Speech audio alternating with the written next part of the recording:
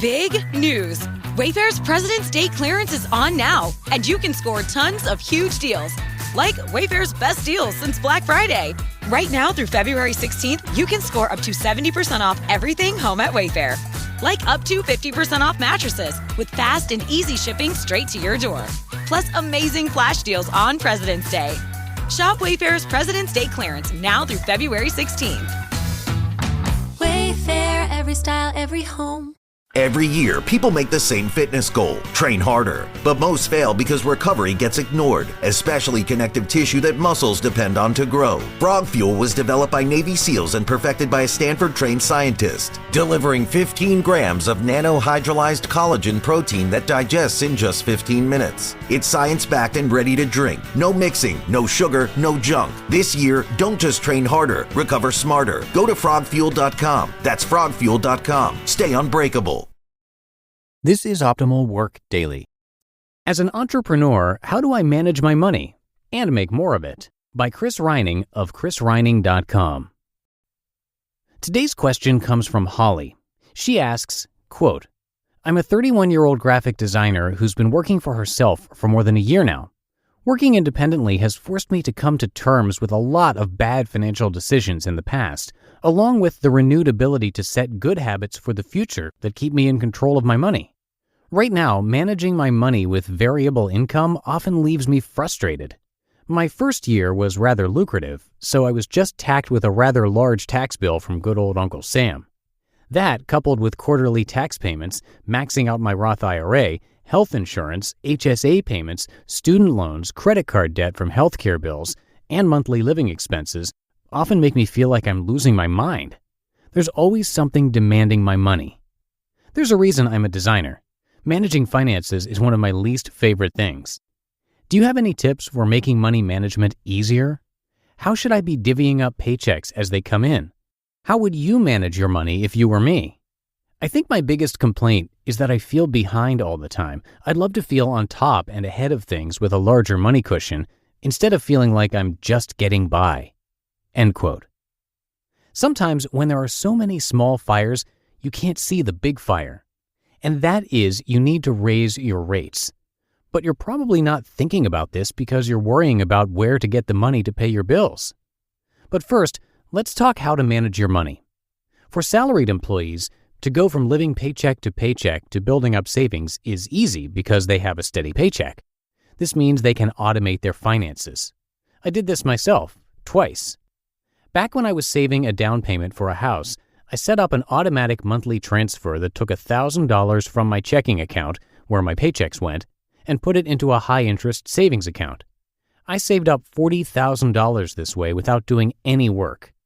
Then I did the same thing when I wanted to become financially independent.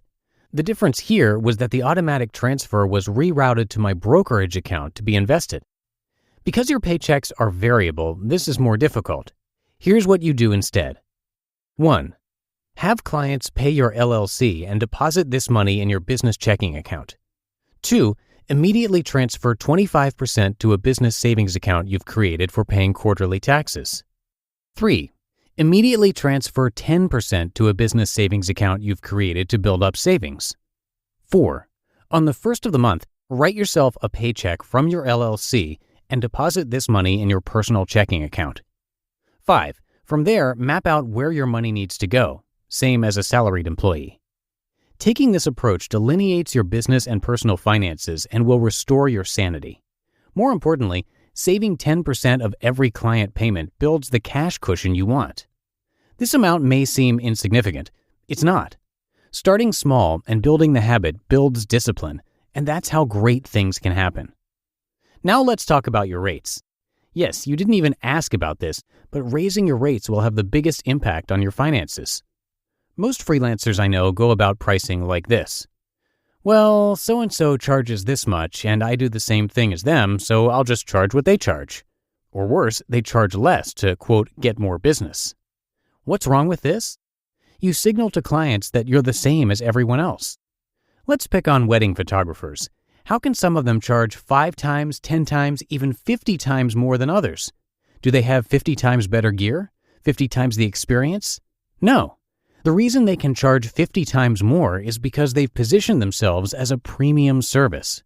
Sure, they have the skills to back it up, but they also have strong positioning. Here, let's take a look at some actual wedding photographers where I live. Wedding photographer number 1, $150. Why would you hire this person? Put yourself in the mind of the client. This is the most important day of their lives. When you play in this sandbox, it's a race to the bottom, and you'll attract 50 clients who haggle on price and don't value what you do. Wedding photographer number 2, $3,250+. Just based on price, what do you think? Yes, this is a professional providing a premium product. In fact, clients are so excited to work with this person that the price is a mere triviality. I know because she's a friend. She has the skills, but more importantly, has nailed positioning. Working independently, you're probably afraid that raising your rates will scare away clients. So what happens when you double your rates and lose half your clients? Right, nothing. You make the same amount of money and get half your time back. And when you fill that free time up with clients who pay your new rate because they value your work, then you've just doubled your income. You just listened to the post titled, "As an Entrepreneur, How Do I Manage My Money and Make More of It?" by Chris Reining of chrisreining.com.